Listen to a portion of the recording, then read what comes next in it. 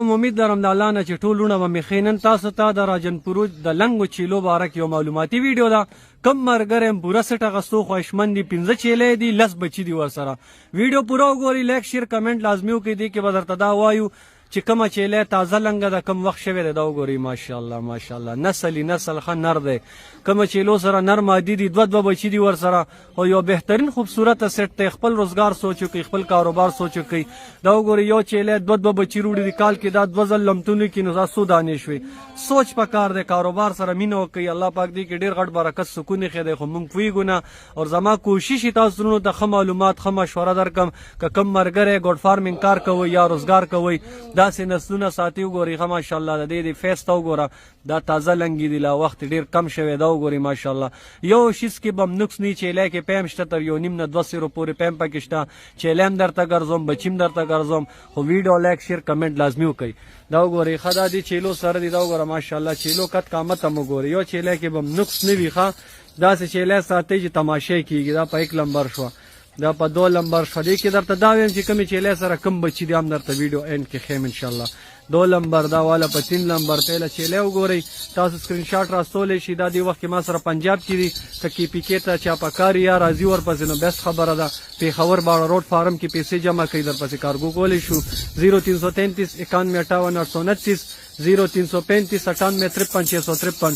دا وګورئ ښه ماشاءالله ډېر یو بهترین او خوبصورته لاټونه دي. دا بچي وګورئ ښه جوړې وګورئ.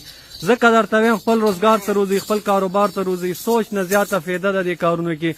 بل دا د ثواب کار دی، سنت کار دی. تاسو خپل کشر بیزي کوئ، خپل والد صاحب رور کشر څومره پردیسي روریان دي خپل کاروبار ته سوچ وکئ، یو ورکوټ انویسټ وکئ. د 2.5 3 5 لکو نه شروعات وکئ. مزې به کوئ مزې. زه خو تاسو ته هر هغه خبره کوم د زړه نه درته کوم. څه دوکه فراډ داسې نه بئ. ستاسو کې پي کې وروڼه هر ځای سره تعلق ساتئ. زما باړه روډ کې 5 سال نه زه کار کوم. انشاءالله د رور غوندې مشوره به در کوم. کله هم چا پسې کارګوله پیسې مه کوئ. ډېر پښتانه پردیسیان وروڼه زما د پنجاب کې خلک دوکه کوي په غلط فیک ایډیانو باندې. چا باندې هم ټرسټ مه کوئ چې چا له پیسې استوئ. پېښور کې ته زمیوار الی بیا به ستاسو پیسې محفوظ وي. چې کوم سړی پېښور کې مې چې دا غټ ایرا ډنډه تاسو ته معلوم وي. داسې هوایي نه چې په سړک ورشو پیسې ورکړه یا دا وکړه. زمیوار ته الی ډېر زموږ په نوم هم خلک فراډ کوي. چا سره هم چې واسطه ساتي کارګو غواړئ دلته درته پیسې راواستي قیمتي شیز درته وښي بیا ورته لمبر بند کړي یا درته وښي یو شیز درواستي بل شیز. دې نه ډېر غټ فراډ شروع دی په سوشل میډیا. دې ته به ډېر زیات خیال کوئ.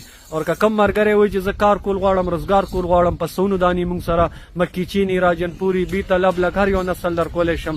یو ځل وزټ لازمي وکئ. باړه روډ باړه ګیټ چړی سټي سکول سره دا مال ما سره پنجاب کې وي. مکې چیني را سره شته، راجن پوري را سره شته، بلک را سره شته. خسته نسلونه دي.